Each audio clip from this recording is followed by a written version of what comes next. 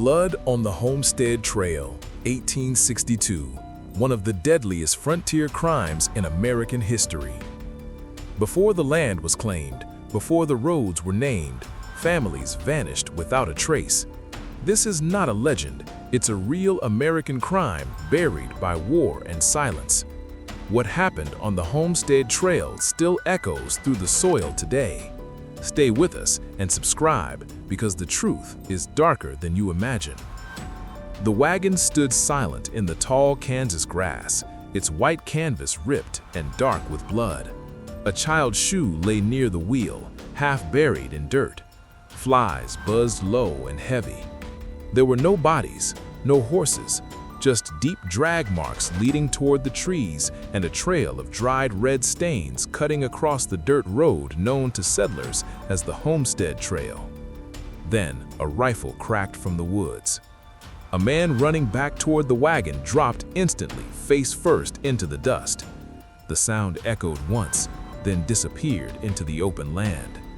Whoever fired that shot did not rush, they waited, and that was the most terrifying part. Because this was not a robbery gone wrong. This was a trap, and the people who vanished here in 1862 were not the first. The Homestead Trail cut through eastern Kansas like a thin scar across the land. Families used it to reach new farms promised by the Homestead Act. They came with hope, with children, with everything they owned packed into wagons. Many believed the worst was hunger or sickness. They were wrong. What they did not know was that someone was watching this road, learning it, studying who passed and when.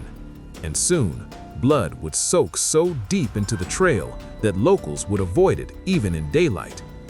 But before anyone understood the danger, the trail claimed its most horrifying victims yet, and what happened next would stay buried for years. Months earlier, the trail felt safe enough. Kansas was violent in 1862, but violence was everywhere. The Civil War had split the country apart, and Kansas sat right on the edge of that divide. Men fought not just in uniforms, but from farms, forests, and shadows. These fighters were called bushwhackers and jayhawkers. Some claimed loyalty to the Union, others fought for the Confederacy. Many fought only for revenge or profit. They burned homes, stole horses, and killed without warning. Still, settlers came. The Homestead Act promised land to anyone willing to work it. For poor families, it sounded like freedom. The Homestead Trail became crowded with wagons heading west. Among them was the Keller family. Jacob Keller was a quiet man with tired eyes and strong hands. He traveled with his wife, Margaret, and their two children, Samuel and Rose. They joined another wagon for safety, a common practice. Two families felt stronger than one. They had heard rumors, wagons missing, travelers not reaching their destinations. But rumors were easy to ignore when the promise of land waited ahead. For the first week, nothing happened. Nights were cold but calm. The children laughed. Margaret wrote in her journal about the beauty of the open land. Then, one morning, they found something strange on the road, a broken wheel. It lay just off the trail, as if it had fallen from a wagon.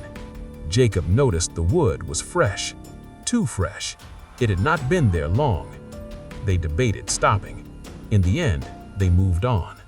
They would regret that choice. By the third week, the second wagon turned back. The father claimed his wife felt ill. He warned Jacob the road ahead felt wrong, too quiet. Jacob pressed on. The Homestead Trail narrowed as it approached a line of trees near a shallow creek. This stretch had a name locals whispered but never wrote down: the Crossing. That was where the trap waited. The attack came fast. A gunshot shattered the air. One of the horses screamed and collapsed. Another shot followed, then another. Smoke burst from the trees on both sides of the trail. Men with rifles appeared, faces covered, moving with calm purpose, not yelling, not rushing. Margaret tried to grab the children. Jacob reached for his gun, but never raised it.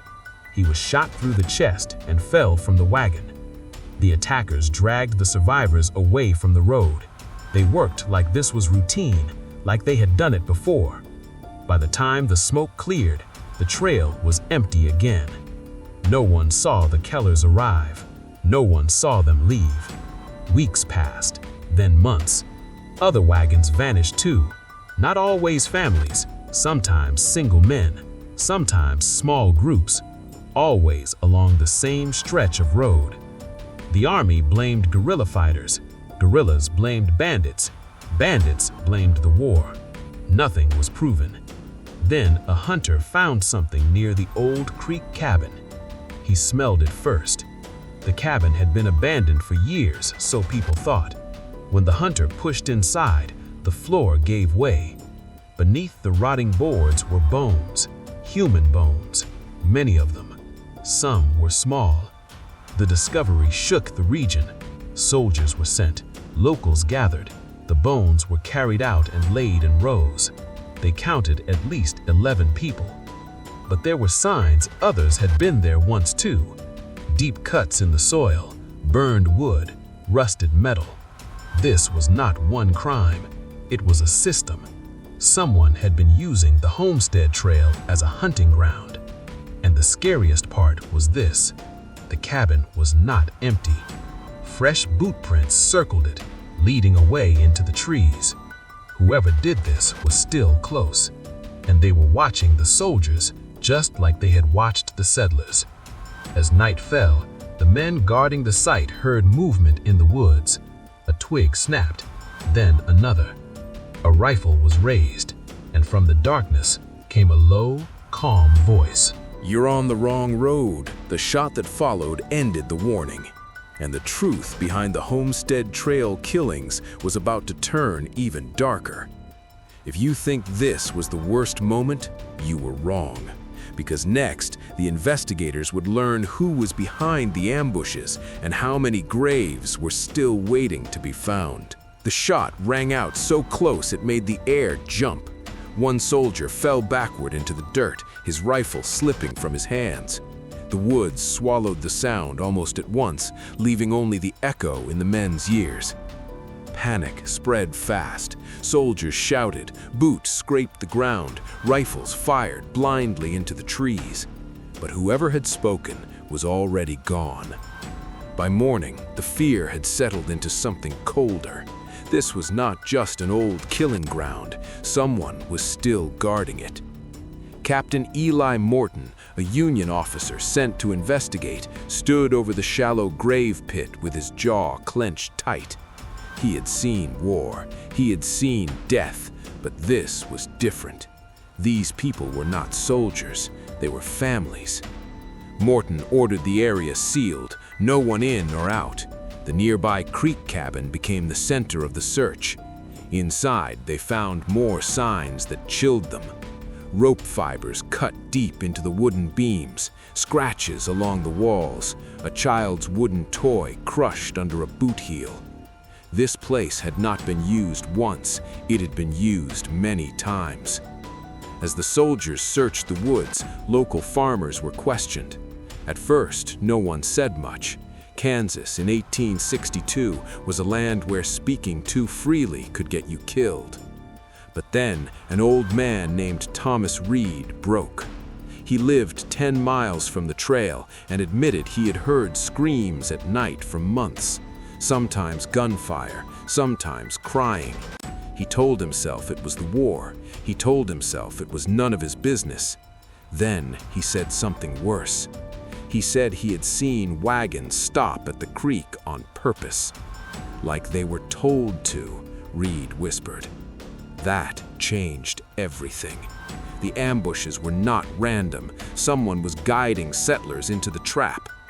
Morton began mapping disappearances.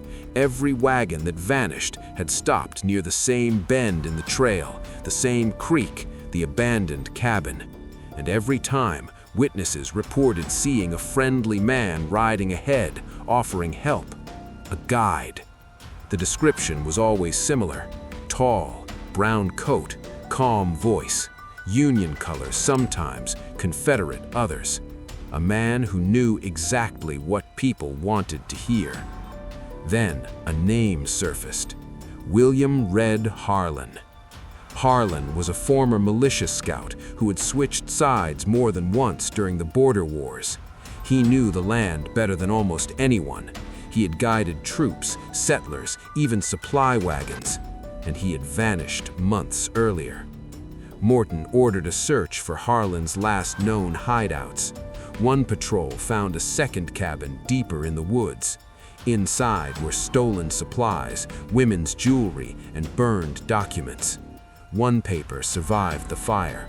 It listed names, dates, wagon sizes. Families had been tracked like cargo. The list ended 3 weeks earlier, meaning the killings had stopped or the killer had moved. As pressure grew, fear spread among the locals. Some remembered seeing Harlan with other men. Others remembered looking away when wagons never returned. One woman collapsed crying and confessed she had cooked meals for Harlan and his group. She thought they were soldiers. She thought the screams were prisoners. She was wrong. Morton learned Harlan was not alone. He led a small group of deserters and criminals who pretended to patrol the trail for safety.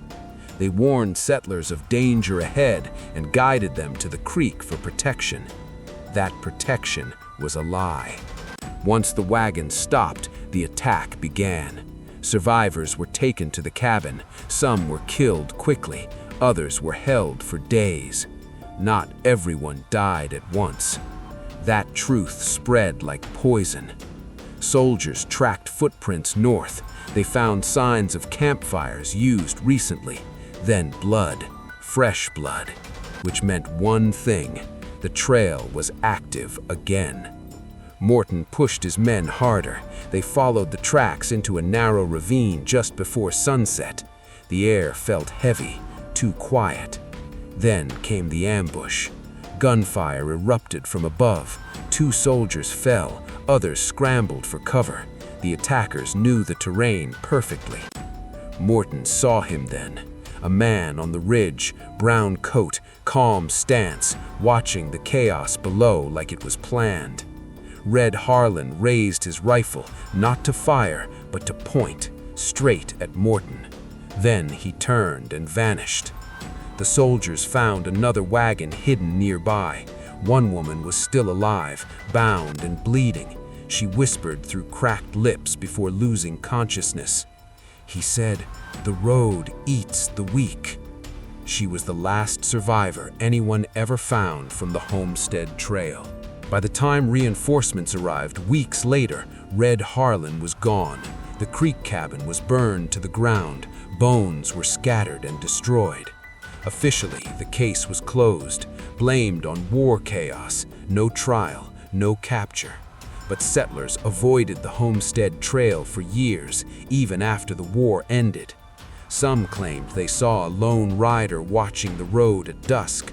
Others said gunshots still echoed near the creek on quiet nights. Captain Morton never forgot that voice from the woods, and before he died, he admitted one final truth: they never proved Harlan was dead.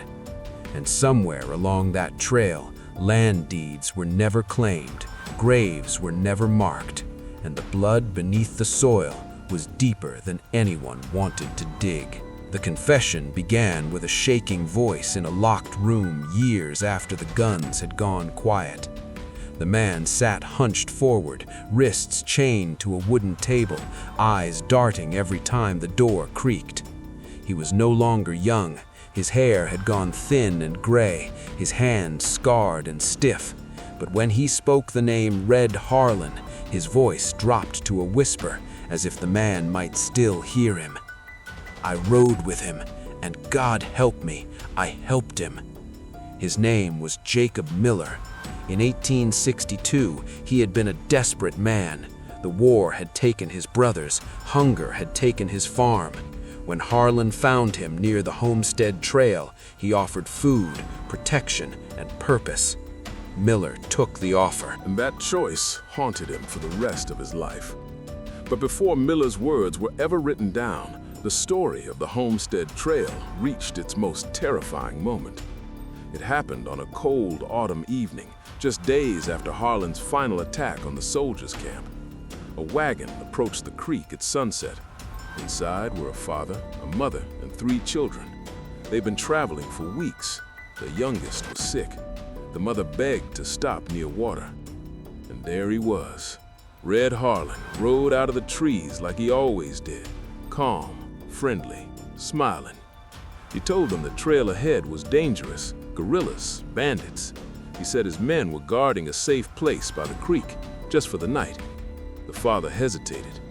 Harlan leaned closer and said something that ended the debate. "I've buried too many children on this road," he said softly. "Let me help you save yours." They followed him. This time, something went wrong. The mother noticed the quiet first. No birds, no wind, no sound but their own breathing. When the wagon stopped near the cabin, she saw dark stains on the ground, old ones, many of them. She screamed. The ambush began, but panic broke the pattern. The father fought back harder than expected. One of Harlan's men went down. A child slipped free and ran into the woods. Harlan chased him himself. Gunshots echoed through the trees. The child vanished into the darkness. Whether he lived or died was never known. But that single mistake shattered everything. Within days, soldiers were everywhere. Trails blocked, cabins searched, locals watched closely. The Homestead Trail was no longer easy prey. That was when Harlan decided to end it. According to Miller, Harlan gathered his men one last time in the woods. "This road made us," Harlan said, "and it will bury us if we stay." They burned what they could, destroyed lists, scattered bones. Then they split up, heading in different directions. Harlan rode alone.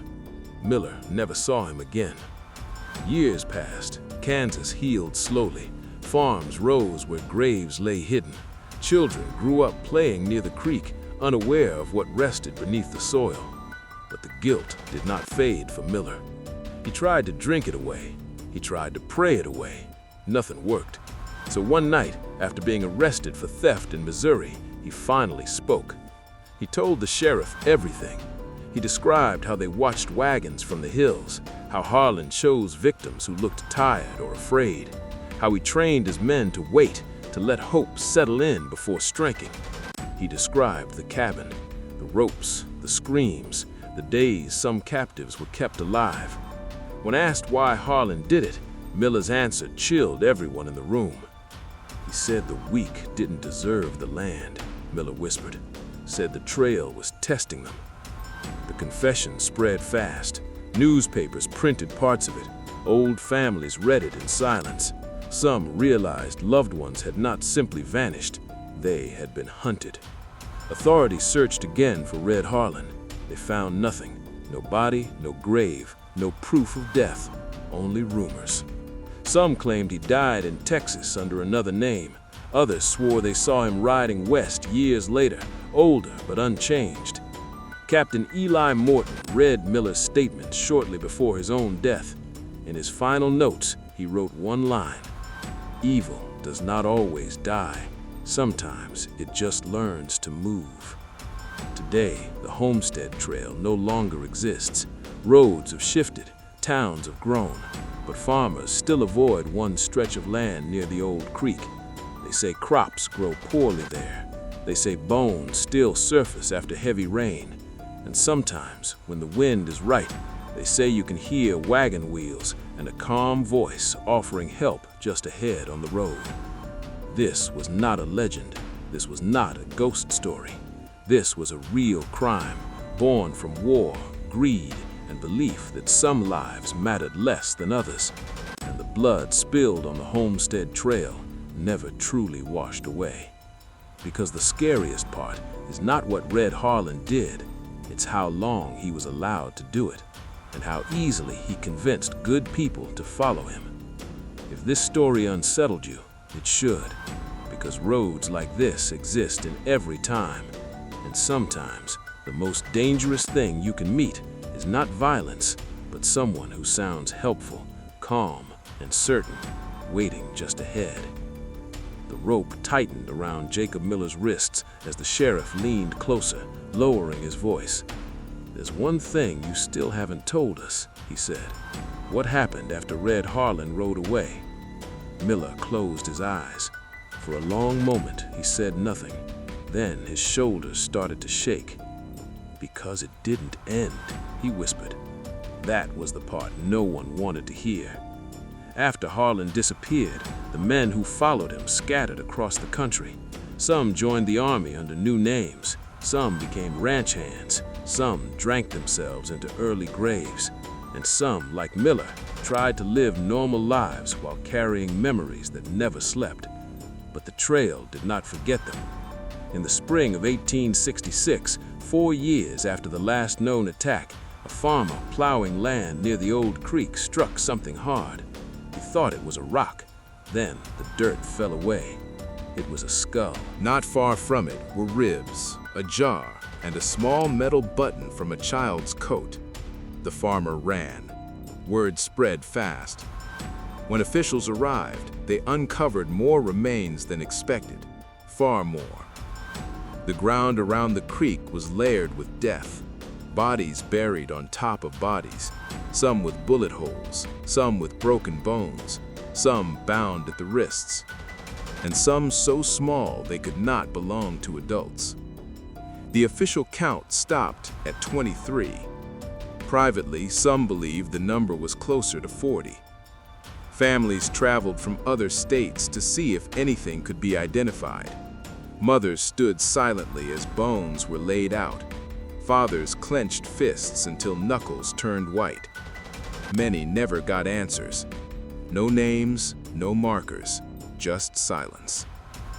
That discovery brought the Homestead Trail back into the light, and with it, a question that refused to die. Where was Red Harlan? Reports began to surface again. A man matching his description seen in Colorado, another in New Mexico, a guide in Texas who knew the land too well and asked too many questions. None could be proven. Then something strange happened. In 1868, a wagon disappeared on a different trail, nearly 200 miles away. The details were unsettlingly familiar. The wagon was intact, no signs of a struggle on the road itself, drag marks leading toward trees, and a single message carved into a tree nearby. Wrong road. The same words Harlan had spoken to the soldiers years earlier. Panic spread, but officials dismissed it. They said it was coincidence, imitation, fear feeding on old stories. Jacob Miller did not believe that. When he read about the disappearance in a newspaper cell, his hands began to shake. He knew that phrase. He had heard Harlan say it dozens of times. To Miller, it sounded like a signature. That night, Miller tried to hang himself with his blanket. A guard stopped him in time. When asked why, he finally said the words he had been holding back. "He's still alive," he said. "And if he's alive, the road is never safe." Miller was sentenced to prison, but he did not live long. He died 2 years later of illness, taking many details with him. But before his death, he gave one final statement. He said Red Harlan believed the land itself chose who deserved it, that the trail was a test, that killing was not murder if it served that belief. He thought he was doing the land a favor, Miller said. Captain Eli Morton's widow received that statement after Miller's death. She burned it after reading it once. Some things, she believed, were too dangerous to spread. By the early 1870s, Kansas had changed. Railroads replaced wagon trails. Towns replaced campsites. Children played where wagons once bled into the soil. But even progress could not erase everything. Farmers still reported tools going missing near the creek. Animals refused to graze there. Fires burned strangely low. And strangers who asked too many questions were told to leave before nightfall. No marker was ever placed for the victims. No memorial was built. The land was sold, divided, and renamed. But the Homestead Trail earned a new reputation among locals. They called it the Quiet Road, because nothing ever stayed quiet there for long. As for Red Harlan, history never closed his file. No arrest record, no death certificate, just a name passed down in warnings. Some say he died alone, far from Kansas, forgotten by the world. Others believe something darker, that men like him do not simply vanish, they blend in, they age, they wait, and sometimes they find new roads.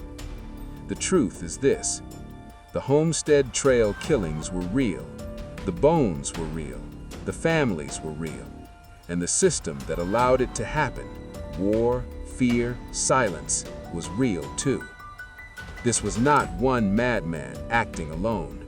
It was a crime made possible because people looked away, because help sounded safe, because the promise of land was stronger than caution, and because evil does not always roar. Sometimes it smiles, points down the road, and says everything will be fine. If this story stayed with you, that is not an accident, because the Homestead Trail is gone, but the lesson it left behind is still walking beside us. And the most dangerous road is always the one that feels familiar, right up until the moment it turns red. The last known trace of Red Harlan came from a place no one expected. Not a battlefield, not a trail, not even the frontier. It came from a quiet town ledger. In 1871, nearly a decade after the bloodshed on the Homestead Trail, a clerk in a small Iowa town recorded the death of a man listed as William Harlan. The spelling was different. The age was close enough. The occupation was written simply as guide. He died of fever, alone. No family listed, no visitors. The body was buried the same day. No one connected the name to Kansas. No one questioned it. In those days, names shifted easily, and the dead were buried quickly. But Captain Eli Morton's widow saw the record years later, and she froze. Because the signature at the bottom of the page was written in a hand she recognized from her husband's old files. Long letters, sharp curves, confident strokes. The same hand that wrote, "Trail's still mine." She traveled to Iowa herself. By the time she arrived, the grave was unmarked. The caretaker said records had been lost in a fire. No one remembered the man clearly, only that he spoke little, walked with purpose, and never stayed in one place too long. She stood over bare ground and felt no relief, because there was no proof. And without proof, the story could never truly end. Back in Kansas, life moved forward. Children grew up hearing half-whispered warnings about the quiet road. Parents told them not to wander near the creek. Farmers avoided plowing too deep in certain fields. Every few years, bones surfaced again. Each time, newspapers printed short notices. Human remains found, likely from the war years. Case closed. But the families who lost people knew better. They remembered wagons that never arrived, letters that stopped coming, children who never grew old. They remembered the trail. In the late 1800s, a schoolhouse was built near the old route. During construction, workers uncovered rusted nails, scraps of rope, and a broken wagon wheel buried deep in the soil. The teacher asked that the items be removed. No one wanted children asking questions. And yet, questions lingered, because the Homestead Trail was not just a place where people died. It was a place where trust was used as a weapon. Red Harlan did not attack from the shadows at first. He did not rush or scream. He waited, he listened, he offered help, and people followed. That was his greatest crime. Not the gunshots, not the graves, but the way he turned hope into a trap. Jacob Miller once said something else before he died. something that never made it into official records. He said Harlan believed the trail revealed who people truly were, that when fear stripped everything else away, some became victims, some became killers, and some became witnesses who stayed silent. Miller believed the silent ones were the most dangerous because silence allowed the road to keep eating. Today, the Homestead Trail exists only in fragments. A dirt path here, a fence line there, a bend in a modern road that doesn't quite make sense. Most people pass without noticing, but locals still know. They know which land never grows right, which trees seem older than they should be, which places feel wrong even in daylight. And sometimes, late in the evening, drivers swear they see a man standing near the road, watching them pass. Tall, still, unmoving. They blink, and he's gone. Is it Red Harlan? No one can say. But the truth does not need a face to remain dangerous. The Homestead Trail teaches us something simple and terrifying, that evil does not always come as chaos. Sometimes it comes organized, patient, calm. Sometimes it wears the clothes of protection, and sometimes it survives not because it is strong, but because people are tired, desperate, and willing to believe. This story does not end with justice. It ends with memory, with bones in the soil, with names never recovered, with a road that fed on families chasing a better life, and with one final warning left behind by history itself. When someone tells you the road ahead is dangerous and offers to guide you instead, ask yourself why they know so much about where people disappear. Because the most dangerous paths are not marked by blood at first. They are marked by trust. And once you are far enough down the road, turning back is no longer an option. The road is quiet now, but the blood beneath it was never erased. These were real people, real families, and a real crime history almost forgot. If stories like this matter to you, don't let them disappear again. Subscribe now, because some truths only survive when we keep telling them.